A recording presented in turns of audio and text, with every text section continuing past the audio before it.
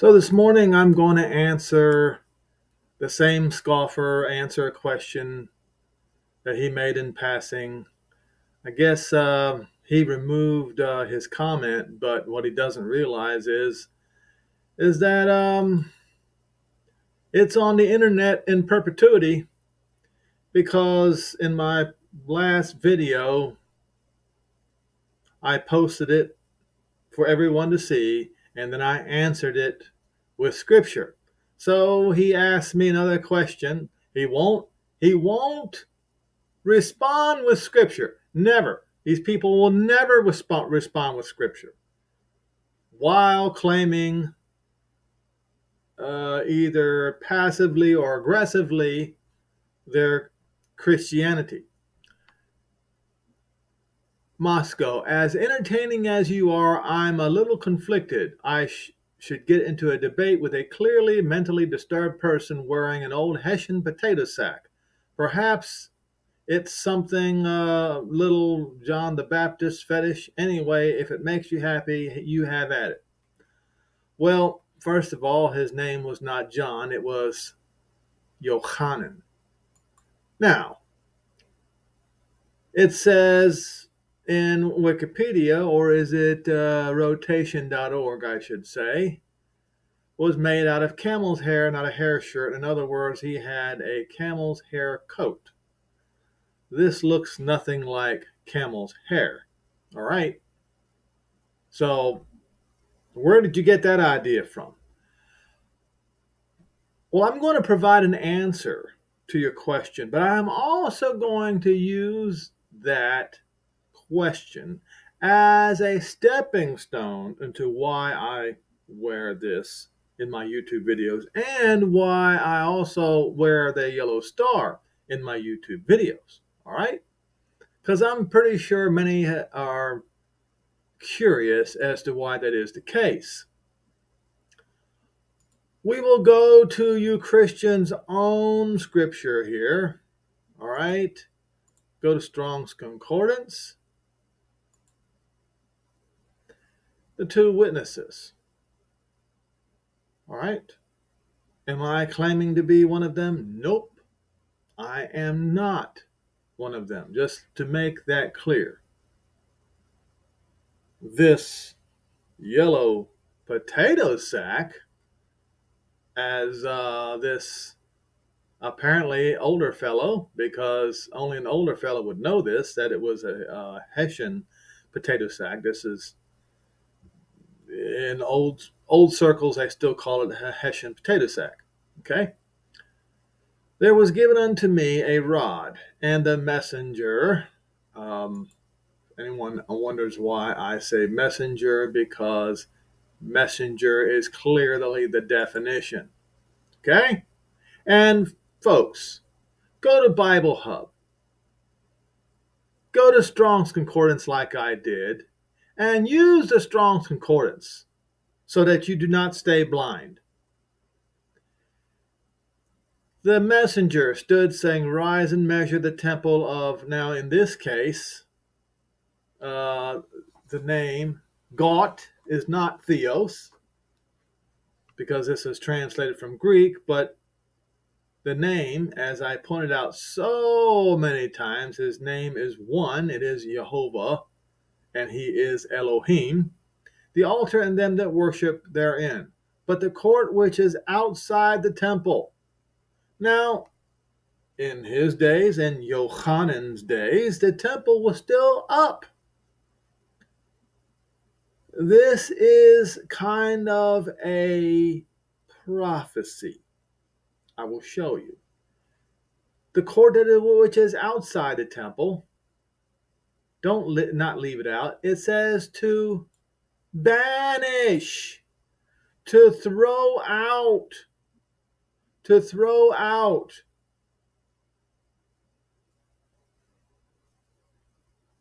Banished. Why? Because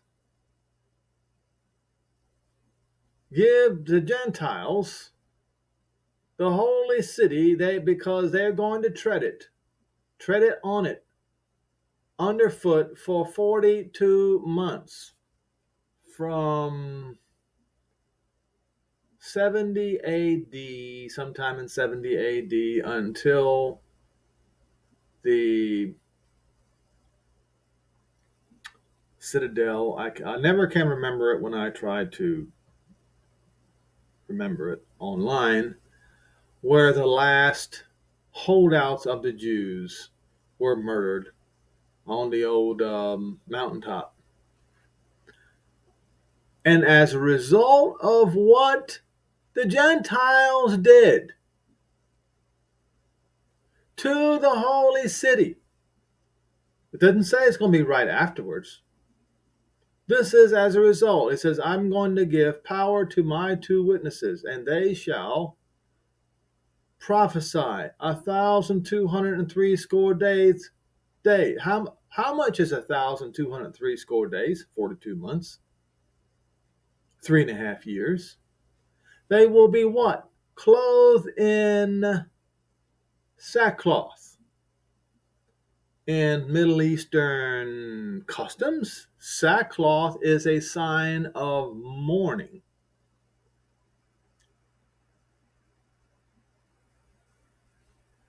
They will be clothed in sackcloth. So this sackcloth that I am wearing is a nod to the 2 witnesses that are also mentioned as Isaiah 66.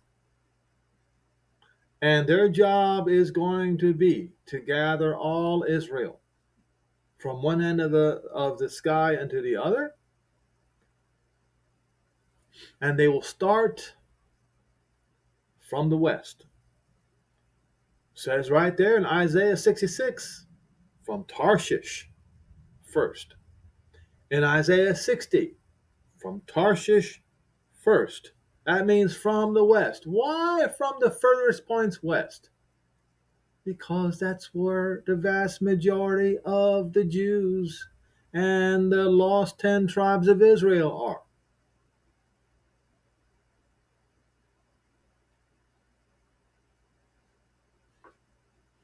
And then the rest of the Jews are in the Holy Land, the land of Israel.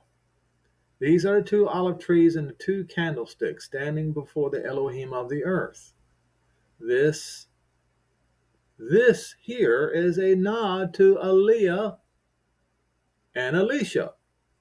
For those of you English speakers who deliberately incorrectly say the name Elijah and Elisha, standing before the Elohim of the earth, and if any man will hurt them, fire proceeds out of their mouth. They will call fire down from the sky like EliYah did,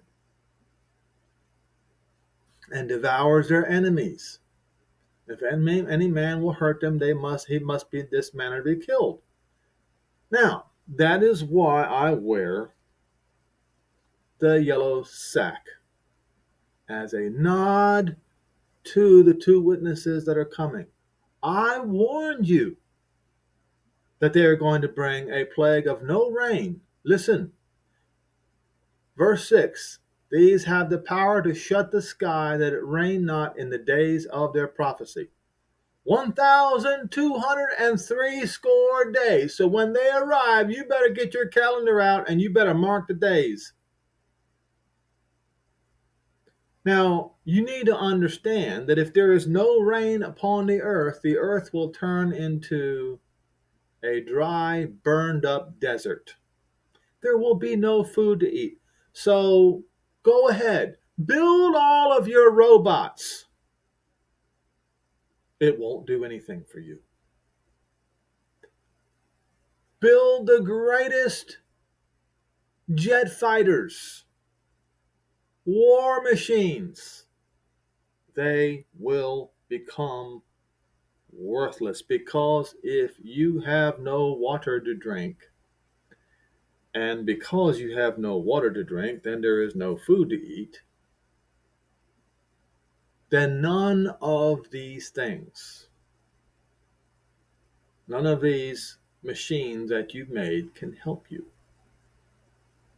You will be reduced to nothing. Why? Why is this going to happen? because you tread the holy city down underfoot. That's why. All right. Now, concerning the yellow star, Jewish identification, Jewish badge.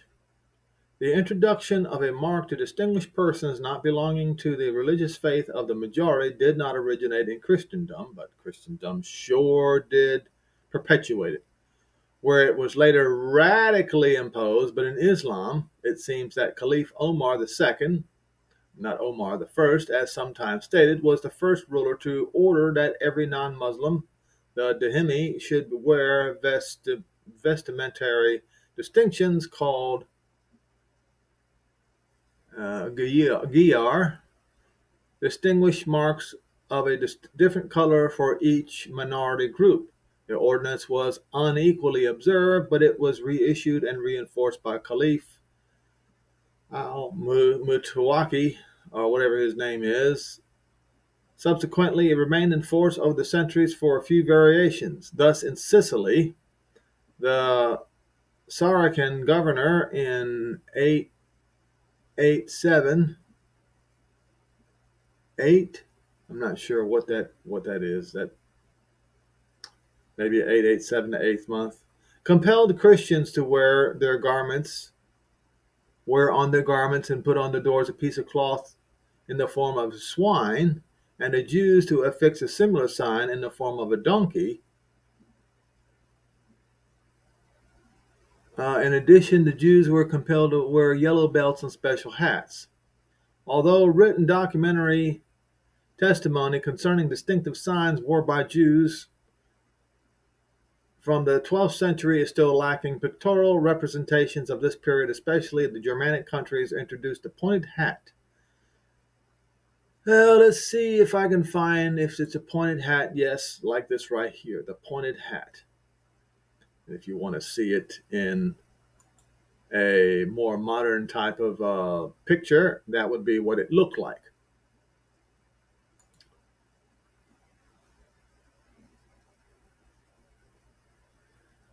Okay.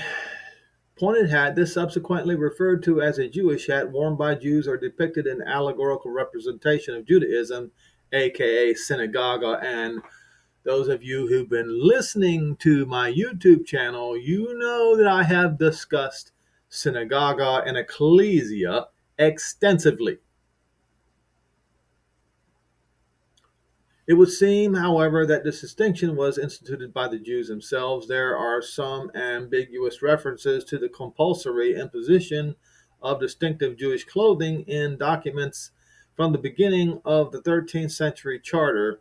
Now, I want to mention that many times when these distinctions were imposed, Jews gladly did it, which can sometimes be correctly or incorrectly viewed as they impose this upon themselves.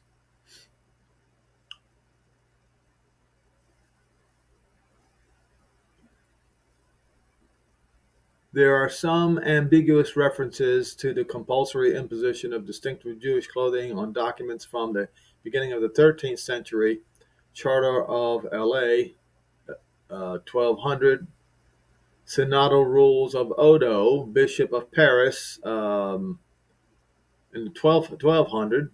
The consistent record, however, can be traced back only to Canon 68 of the Fourth Lateran Council, 1215, led by Pope Guilty. I'm correct. Pope Guilty III, who called for the Jews and Muslims to be distinguished from Christians. In several provinces, a difference in investment distinguishes the Jews or the Saracens from the Christians, but in others the confusion had reached such proportions that a difference could no longer be perceived. Hence, at times it occurred that Christians had sexual intercourse in error with the Jews, and the Jews or Saracens, which were Jews, with Christian women. that the crime of such a sinful mixture shall no longer find evasive or cover under the pretext of error, we order that these Jews and Saracens of both sexes in all Christian lands and in all the times shall be publicly differentiated from the rest of the population by the quality of their garment, especially since that this is ordained by Moshe.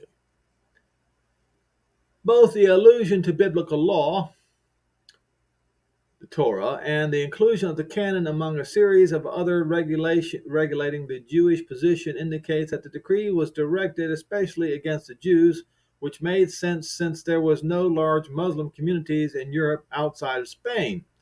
Implementation of the council's decision varied in the countries of the West in both the form of distinctive sign and the date of its application. In England, papal influence was at this time particularly strong.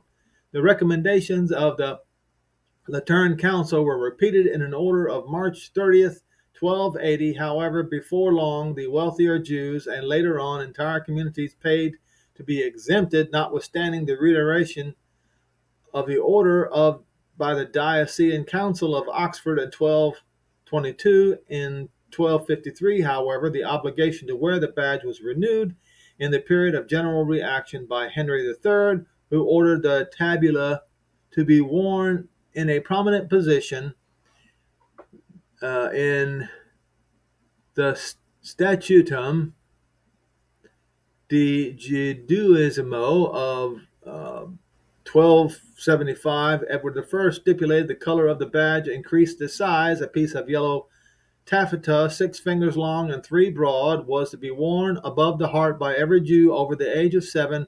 In England, the badge took the form of the tablets of the Torah, considered to symbolize the Old Testament, which form it is to be seen in various caricatures and portraits of medieval English Jews. In France, in 1217, the papal legate in southern France ordered that the Jews should wear a rota, a wheel, on their outer garment, but shortly afterward the order was rescinded. However, in 1219, King Philip Augustus ordered the Jews to wear the badge, apparently in the same form. Innocent III wrote to French bishops, Guilty III, wrote to French bishops instructing them to ensure that the badge did not expose Jews to the danger of loss of life. Discussion regarding the permissibility of wearing the badge on the Shabbat when not attached to the garment are reported by Isaac M. Yitzhak B. Moshe of Vienna, the author of the Zarua, was in France about 1217 to 1218. Numerous church councils reiterated that the instructions for wearing the badge and a general edict for the whole of France was issued by Louis the ninth? Or is it the 11th? On June 19, 1269, this edict was endorsed by Philip the Bold, Philip the Fair, Louis X, Philip V, and others, and by the councils of whatever that name is in 1279, 1284, etc. The circular badge was normally to be worn on the breast. Some regulations also require that a second sign should be worn on the back. At times it was placed on the bonnet or at the level of the belt. The badge was yellow in color and or of 2 shades, white and red. Wearing it was compulsory by the age of either 7 or 13 years old. Any Jew found without the badge forfeited their garment. To his denunciator, in cases of a second offense, a severe fine was imposed. When traveling, the Jew was exempted from wearing the badge. Philip the Unfair extracted fiscal benefits from the compulsory wearing of the badge by the annual distribution of the badges by the royal tax collectors at a fixed price. And on and on and on and on and on and on and on and on and on and on it goes. And then Germany, the other lands of the Holy Roman Empire, the pointed hat was first in use as a distinctive sign. It was not officially imposed until the second half of the 13th century. The second half of the 13th century of the Council of Breslau, 1267 Vienna, 1267 other cities, Prague, the church councils of Breslau and Vienna, both held in 1267 required the Jews of Sicilia, Poland, and Austria to wear not a badge but a pointed hat characteristic of Jewish garb. The church council held in Ofen, now Budapest, 1279 decreed that the Jews were to wear on the chest a round patch in the form of a wheel. The badge was imposed by the first time of Augsburg. And I remember it was Augsburg. I have to remember that city. In 1434, its general enforcement was demanded by Nicholas of Cusa and John of Capistrano. In 1530, the ordinance was applied to the whole of Germany. In the course of the 15th century, a Jew badge, in addition to the Jew hat, was introduced in various forms in Germany. A church council that met in Salzburg in 1418 ordered Jewish women to attach bells to their dresses so that their approach may be heard from a distance. In Augsburg in 1434, the Jewish men were ordered to attach yellow circles to their clothing in the front, and the women were ordered to wear yellow pointed veils. Jews on a visit to Nuremberg were required to wear a type of long, white, wide hood falling over the back, by which they would be distinguished from the local Jews. The obligation to wear the yellow badge was imposed upon all the Jews in Germany in 1530 and in Austria in 1551, as late as the reign of Maria Theresa. The Jews of Prague were required to wear yellow collars over their coats. Now the discontinuance. In the new communities which became established in Western Europe and later Americas from the close of the 16th century, under somewhat freer conditions, the wearing of the Jewish badge was never imposed, though sometimes suggested by fanatics in Poland, probably because Jews constituted a distinct ethnic element, and it was likewise virtually unknown except in some major cities under German influence. Similarly, the court of the Jews of Germany were not unable to perform their function unless dressed like other people in the course of the 18th century, although there were no official modifications of the established policy. Wearing the Jewish badge came to be neglected in good part of Europe. In Venice, the red hat continued to be worn by elderly persons and rabbis through sheer conservatism. Okay. Now, in the papal, let's see, make sure. In the Papal States in France, the yellow hat was abolished in 1791 after the French Revolution reached the area. So, those of you who do not know, Napoleon, when he took power, he immediately imprisoned the Pope. One righteous thing he did. The second righteous thing, it was only half righteous, the thing that he did was he freed the Jews. But they had to pay for their freedom by money. That was the unrighteous part. After the French Revolution reached the area, although some persons retained it until forbidden to do so by official proclamation, in the Papal States in Italy, on the other hand, the obligation was reimposed as late as 1793, when in 1796 and 97 the armies of the French Revolution entered Italy, and the ghettos were forcibly abolished. The obligation to wear the Jewish badge disappeared. Its reimposition was threatened but not carried out during the reactionary period after the fall of Napoleon, and it seemed that the badge of shame was only an evil memory of the past. And then, of course, the Nazi period. You see. So, this was not just an era of the Nazi era. No. This was for a long time. Now, what I want to do is read you a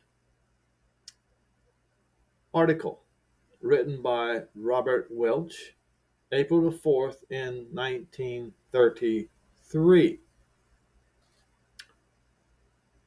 The 1st of April 1933 will remain an important date in the history of German Jewry.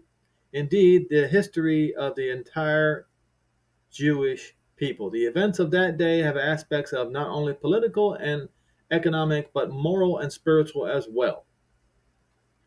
The political and economic implications have been widely discussed in the press, though of course the need for agitation has frequently obscured objective understanding to speak of the moral aspect that is our task.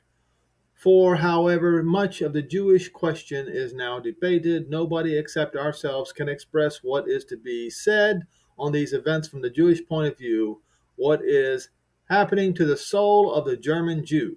Today, the Jews cannot speak except as Jews. Anything else is utterly senseless. Gone is the fatal misapprehension of many Jews that Jewish interests can be pressed under some other cover. On April the 1st, the German Jews learned a lesson which penetrates far more deeply than even their embittered and now triumphant opponents could assume. We live in a new period. The national revolution of the German people is a signal that is visible from afar, indicating that the world of our previous concept has collapsed.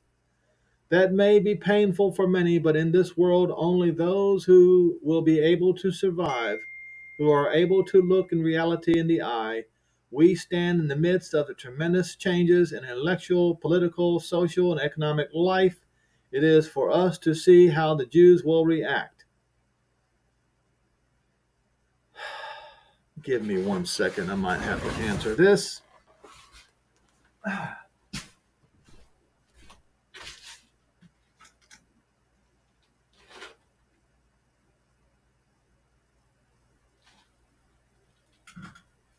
Nope, I do not have to answer it.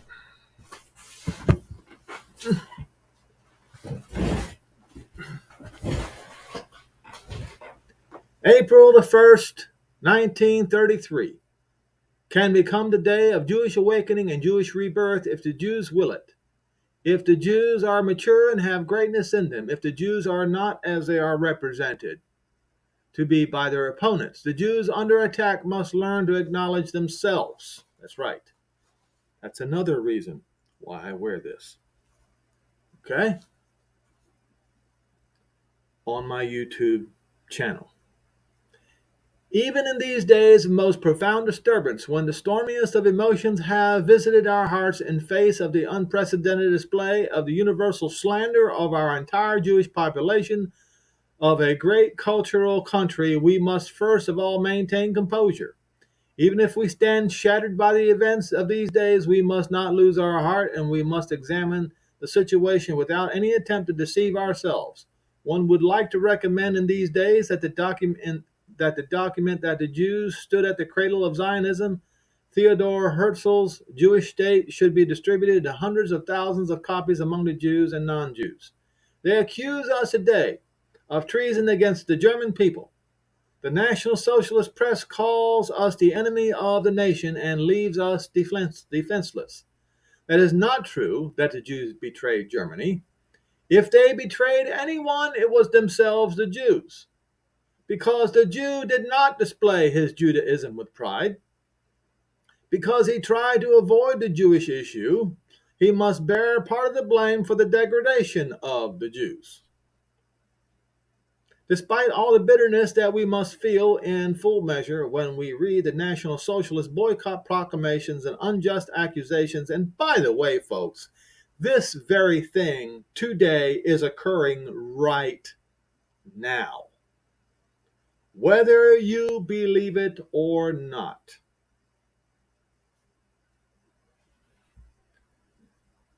What we must feel in full measure when we read the National Socialist boycott proclamations and unjust accusations. There is one point for which we may be grateful for the boycott committee. Paragraph 3 of the directive reads, the reference is, of course, to the businesses owned by members of the Jewish race. Religion plays no part here. Businessmen who were baptized, Catholic or Protestant, or Jews who left their community remain Jews for the purpose of this order. You see, folks,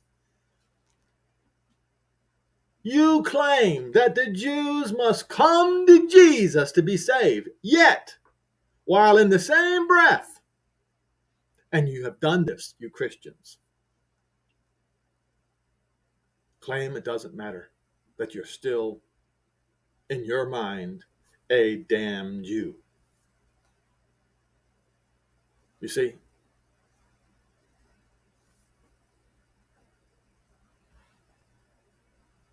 This is a painful reminder for all who betrayed their Judaism.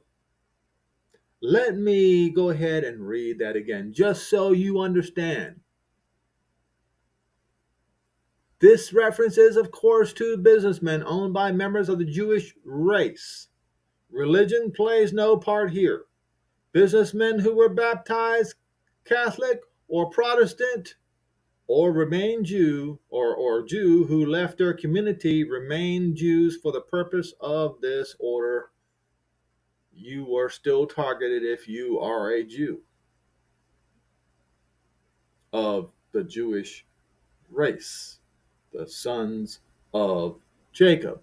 This is a painful reminder for all those who betrayed their Judaism. Those who steal away from the community in order to benefit their personal position should not collect the wages of their betrayal. In taking up this position against the renegades, there is in the beginning of a clarification. The Jew who denies his Judaism is no better than a citizen that his fellow avows it openly.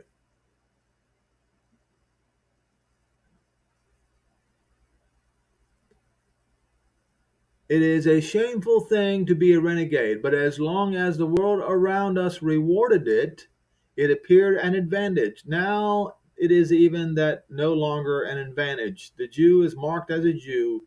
He gets his yellow badge. All right. So now, am I doing this falsely? Well, I want to go to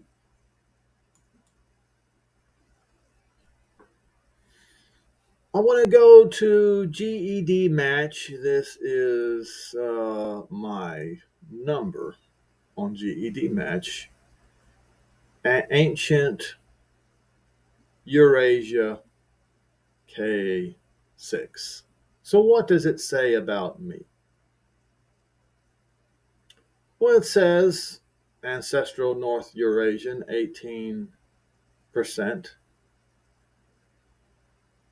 ancient South Eurasian none, East Asian only a scratch, West European hunter-gatherer 39.98%, Natufian 40.2%.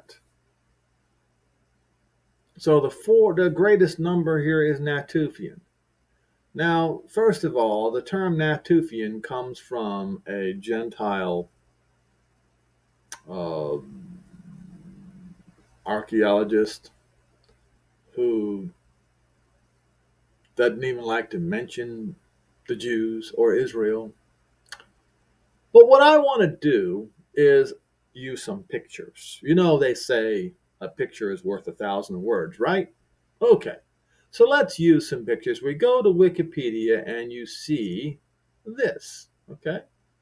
This is supposed to be where the Natufians settled, right? Now what I want to do is look at the kingdom of David. Now, this is the land that King David conquered.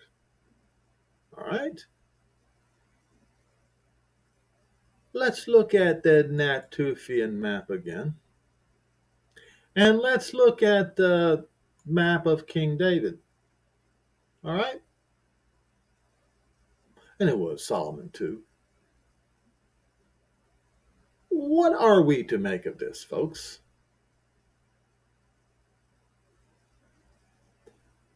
So, genetically, I come from the Holy Land by, by 40%. All right.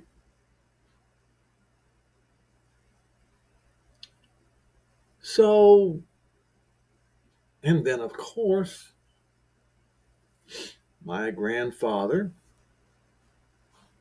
my grandfather, no, my great uncle,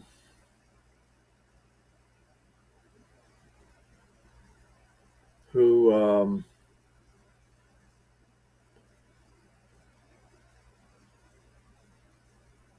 told his grandson and his son that there was a particular woman that is on both my mother and my dad's side, by the way, whose last name was Garber, who was a Jewish woman.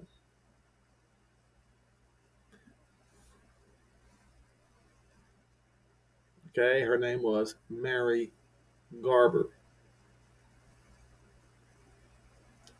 Okay, so I'm not trying to, shall I say, as people say nowadays, steal culture. In fact, the Catholics and Martin Luther called the Anabaptists Jews because the Anabaptists in those days insisted on keeping Shabbat. So they were to be mistreated like the Jews. The Anabaptists never saw the Jews as enemies, but as their friends. And in fact, one group of Anabaptists after World War II was over was invited to come to the Holy Land, and they did.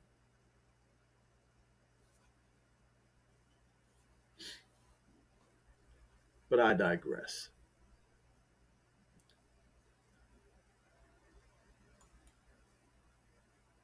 And this one fellow here, I don't know if it was on another video. He did LOL, right? So I have a few things to say about that. Now, this, once again, there was no such a person named Peter that was a Hebrew. His name was Cephas. And if you want to go and look it up, go on.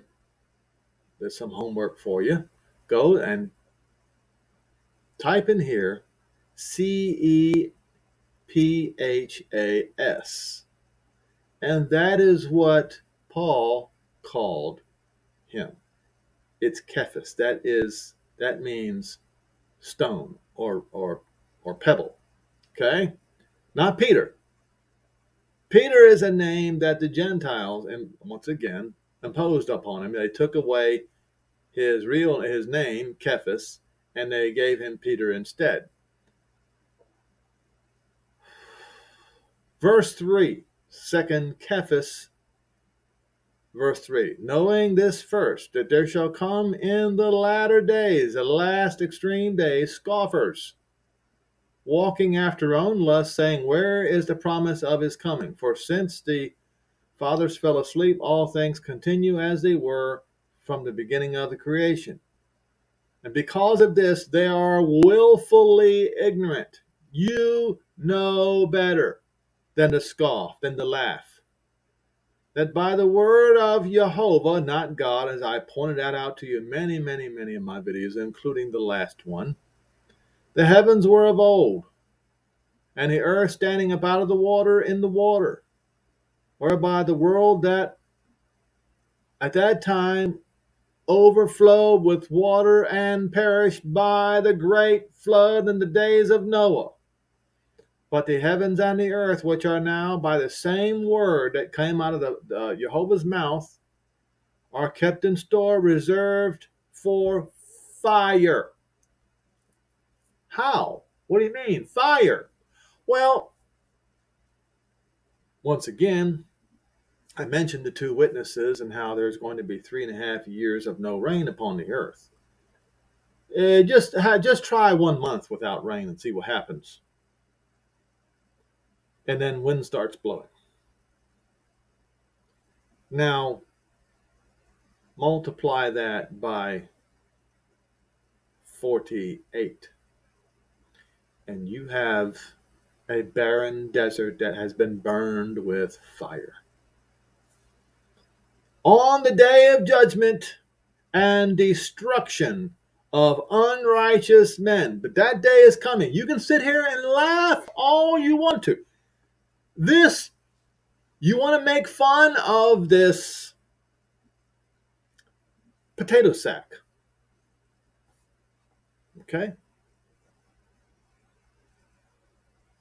It won't be funny when these two men with their potato sacks bring a plague of no rain upon the earth. Not only will they bring a plague of no rain upon the earth, the remaining fresh water, they will turn it into blood so that you've got nothing to drink. And it will be the destruction, a time of destruction of unrighteous men. Many, many, many people shall die as a result.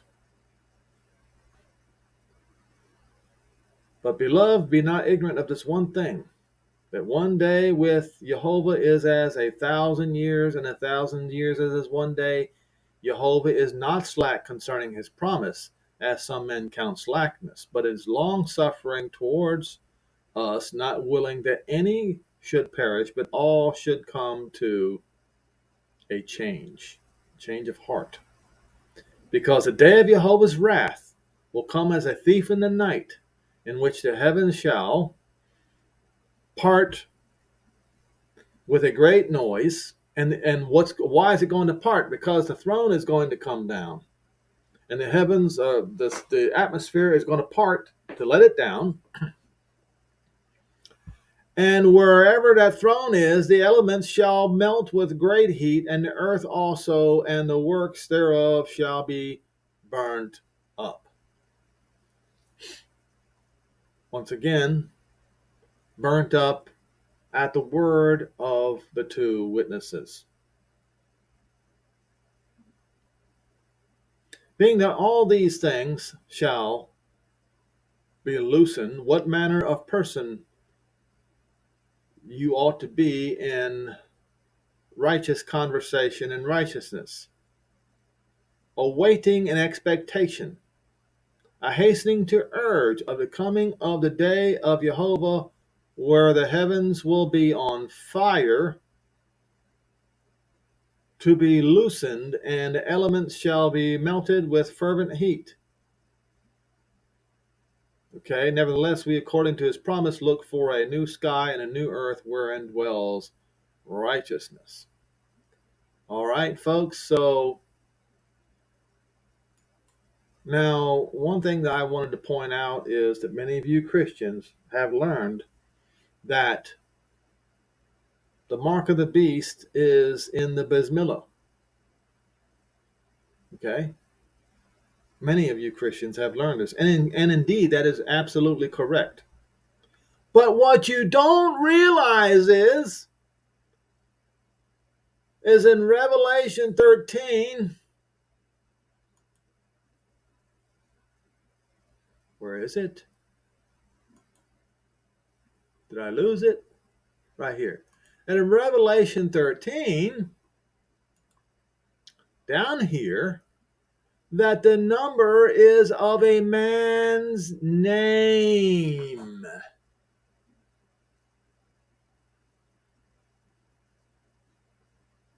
And I pointed out to you in the last video that man's name is XESus.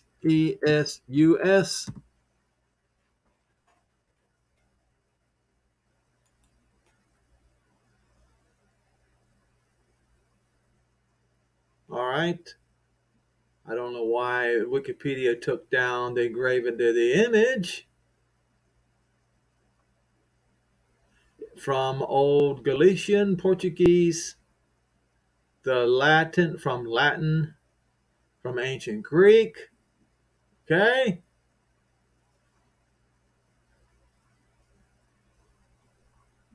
Watch this.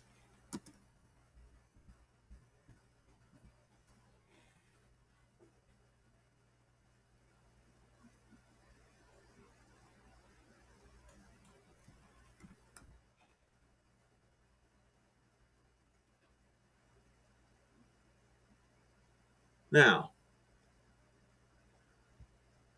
before the 1600s, there was no J in anyone's alphabet. That came later. Okay? I'm going to do this one more time. Let's see if I can.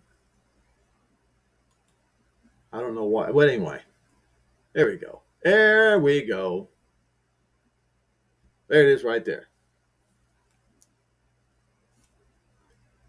So, the number of a man's name.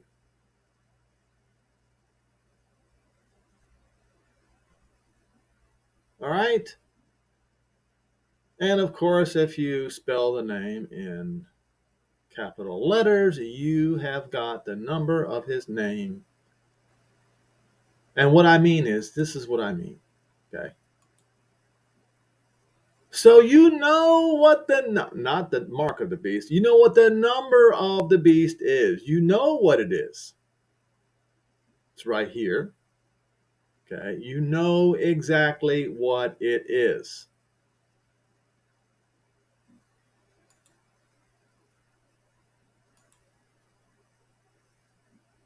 All right? I don't know why the picture dodges me every time I go and click it. But there it is right here. And there it is right here. Chi, Ji, and stigma. And it is the number of a man, the number of his name.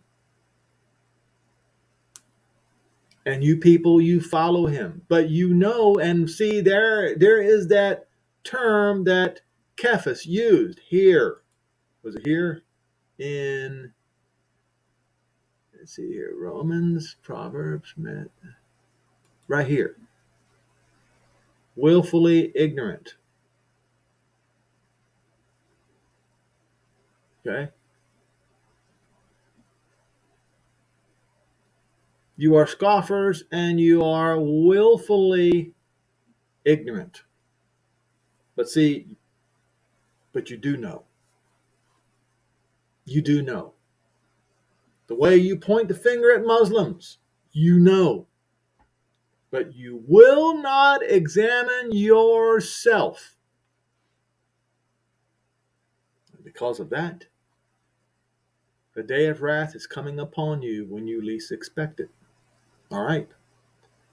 So, make sure that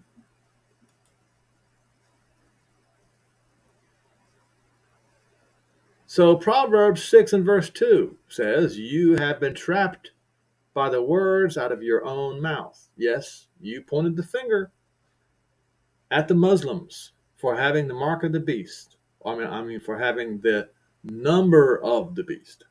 But you yourselves have the number of the name of the beast.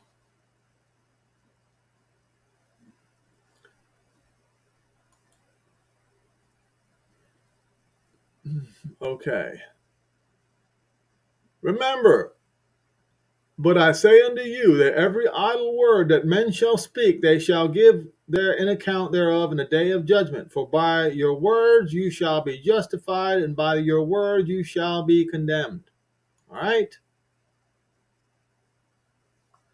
Now, a righteous man out of the goodness of his heart brings forth that which is righteous, and an evil man out of the evil treasure of his heart brings forth that which is evil. For out of the abundance of the heart his mouth speaks.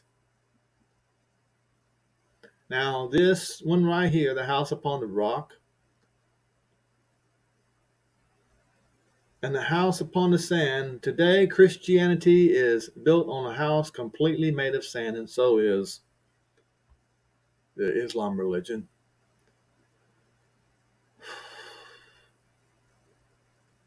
Whoever comes to me and listens to what I say and does them, I will show you to whom he is like.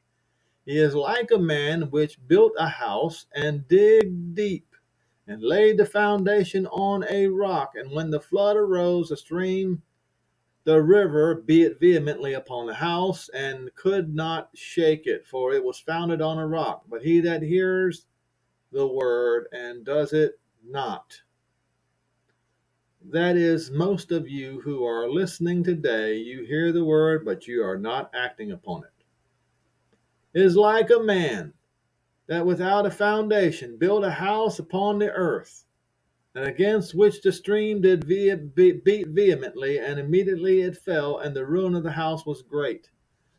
So, you folks, when Yehoshua said that he sent the 12 disciples to none other than the house of Israel, you disagree with that. When the Abba gave him the name Yehoshua, you rejected that, and you gave him the name Jesus, which is the name of the beast. Okay? You rejected that. He said that the disciples, in the day of that he receives his kingdom, are going to receive kingship with him, judging the 12 tribes of Israel. You disagree with that. So, what I'm saying is, that's you Christians. You disagree with everything Yehoshua said, including the part where Paul in Romans 11, verse 25 through 27 says these words to the Romans. For I would not, brethren, that you should be ignorant of this mystery, lest you should be wise in your own conceits, that partial blindness happened unto Israel until the time of the Gentiles is fulfilled. And so all Israel shall be saved. That's the part you don't agree with. For out of Zion shall come the deliverer, who will turn unrighteousness from Jacob. You don't agree with that either, because you claim that the Jews are perpetually evil. You do not believe that anyone can save the Jews. But I just showed you, I just verbatim said it to you. Yes, that because out of Zion shall come the deliverer, who will turn unrighteousness from Jacob, because this is my covenant unto them, when I shall take away their sins. But you don't want their sins taken away. You want to continue to degrade, belittle, and stomp the Jew under your feet. Well, he is going to raise the Jew up, and he's going to cause you, Christians, to worship at the soles of their feet. And I will show this to you in Isaiah 60.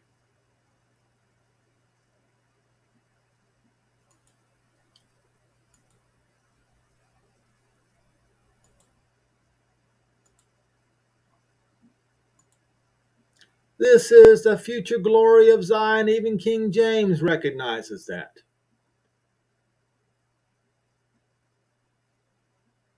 They will be coming from the ships of Tarshish first, and they will be flying. Flying, they will be flying. You see that word? To fly. To fly. Right here in the cloud. On the ships. Ships. See that ship? Of Tarshish first. They will be coming from the west first.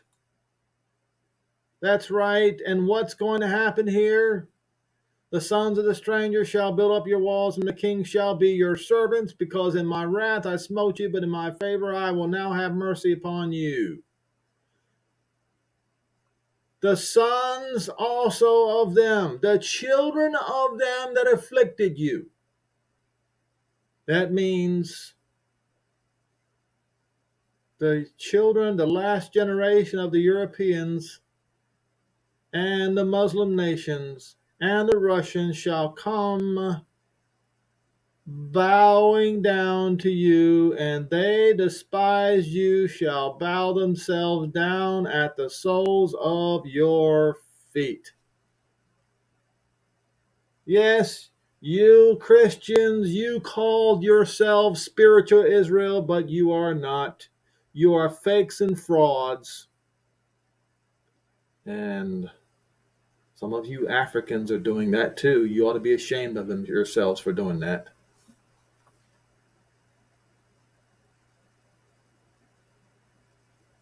This is the time of the future glory of Zion. Even your own King James admits that.